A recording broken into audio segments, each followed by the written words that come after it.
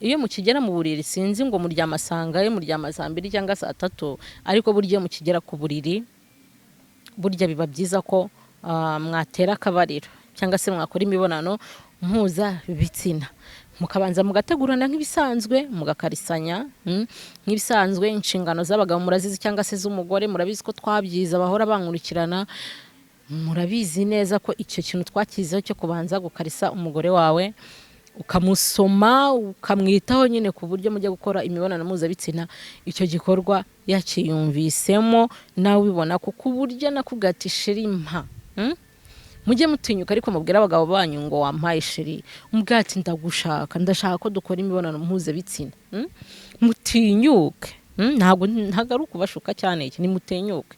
None se iteka ryose n'umugabo uzajya uhora akubwira ngo mpa.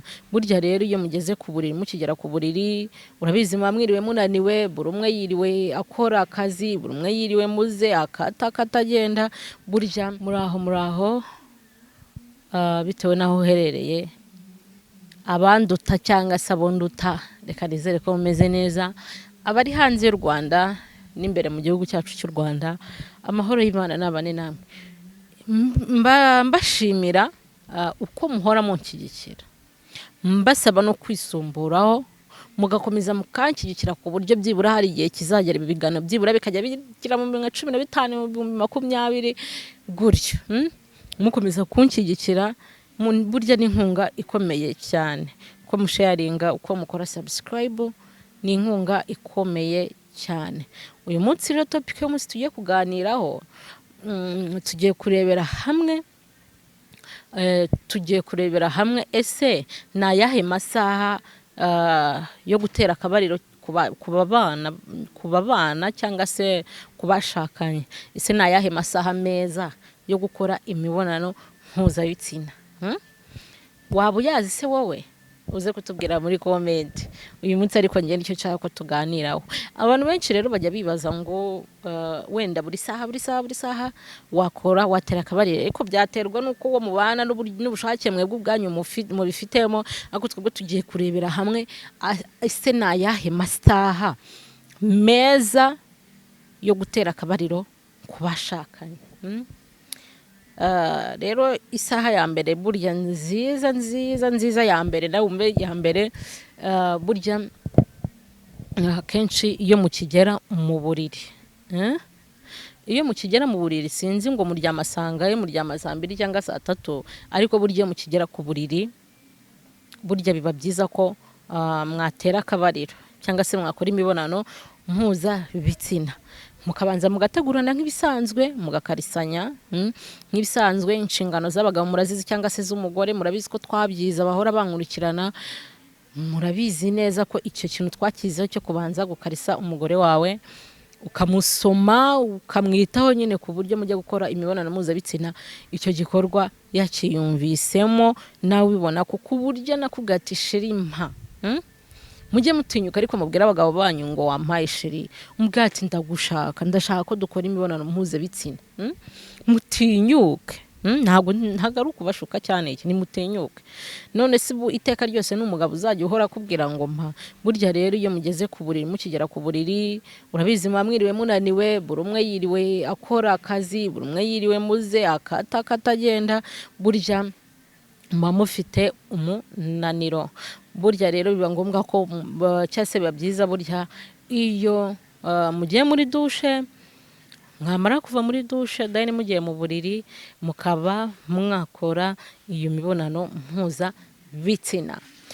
Iyo saha rero mwaryamiyeho ni isaha burya iruhura mu mutwe, ikaruhura ubwonko n'umubiri, ukabasha kuruhuka, ukabasha kuryama ugasinzira neza, kubera ko burya iyo ukoze imibonano mpuzabitsina ugiye kuryama umubiri wawe uraruhuka, kubera ko nyine uba warangije.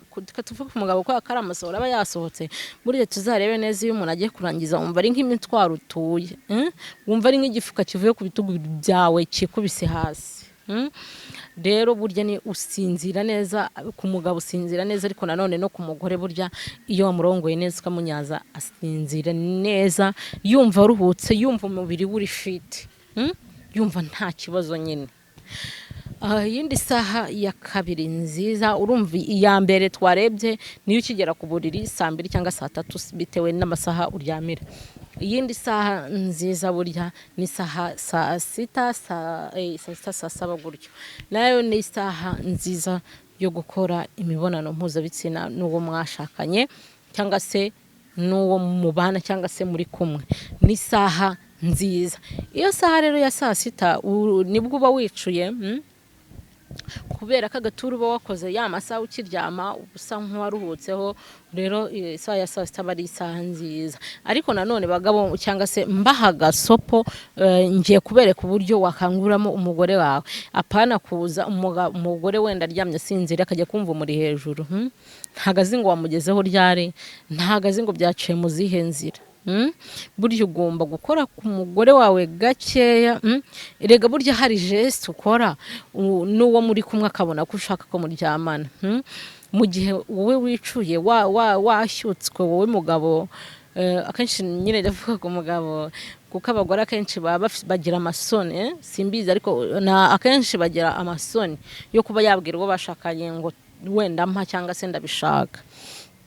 Rero umukoraho gake kandi nabwo wenda ukaba wakora nko kumukoza amabere yiwe, ukamukoraho ukaba wafata intoki ukazizamura ku mubiri wiwe gake, burya ashaka guhita kumva utagiye kumujegeza ngo byuka wewe runabyuka byuka umukangura, ntago ari uko bakangura umuntu.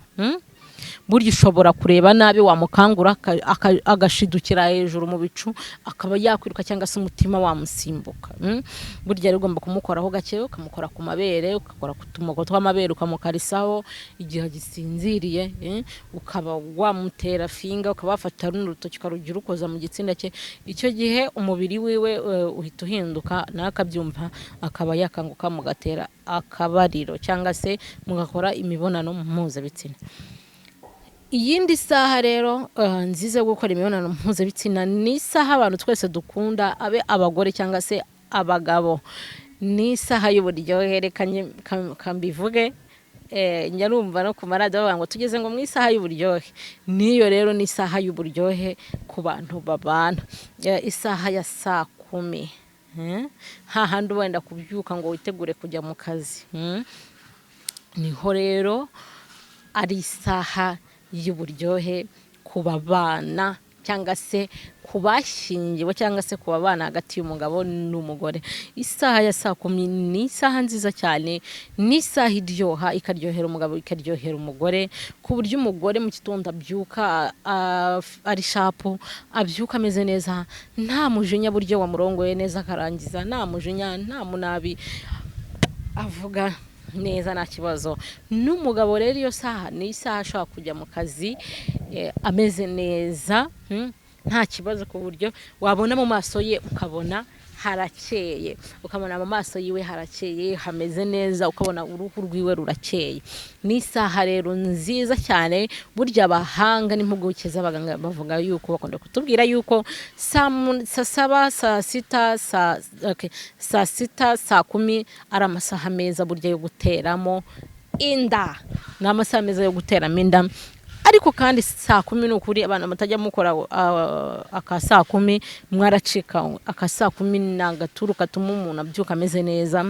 Burya rero bikaba byiza wenda utanagiye mu kazi ugatubwigira ngo muri siporo, umubiri wawe amaraso akagenda neza, ukabasha kumera neza, ukaryoherwa. Reka nizere ko abo twabanye mwamenya amasaha yo gutera akabariro, apana kwirirwa gutera akabariro buri kanya nijoro ukangura umugore amubwira ngo byuka. Naberetse cyane bigishije ko ntabyo kubyutsa umugore wawe umukanga utazatuma umutima umusimbuka rimwe ukazamukangura akajya muri koma. Ni ukumukoraho gake ukamukarisa ku mabere, ukamukarisa ahantu hose, ukaba mutera na finga, akaba wakoze urutoki mu gitsina cye cyangwa se mu gituba cy'umugore. Burya rero umugore atagira ubushake. Ikindi mbihanagiriza nk'uko mpora mbivuga, nimba uzi yuko hatangiye igikorwa jya ukirangiza, ntugatangire igikorwa utari busoze. Ubwo ku bantu bakuru mwumvise ibyo mvuga, ntugatangire igikorwa uzi ko utari bukirangiza. Nshatse kuvuga ko ntugatangire igikorwa cyo gukora imibonano mpuzabitsina wowe mugabo cyangwa mugore uzi yuko utari bukirangize nyine.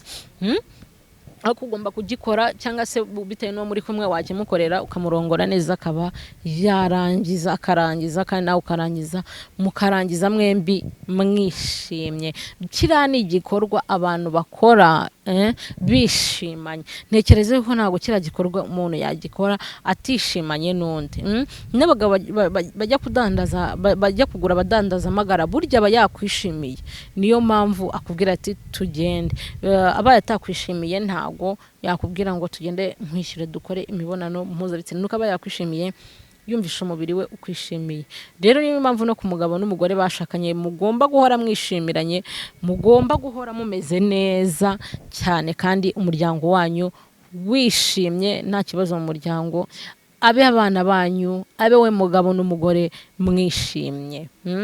Urugo rwiza ni ijuru ritoya, umuryango wawe ugahora wishimye.